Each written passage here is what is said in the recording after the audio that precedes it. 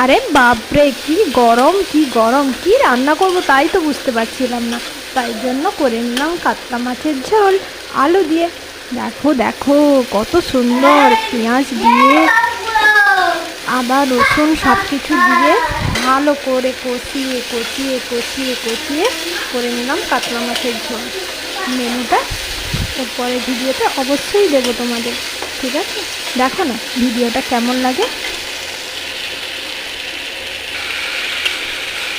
সখী ভাবনা কাহারে বলে, সখী যাতনা কাহারে বলে, তোমরা যে বলো দিবস রজনী, ভালোবাসা ভালোবাসা, সখী ভালোবাসা কারে কয়, সে কি কেবলই যাতনা, সে কি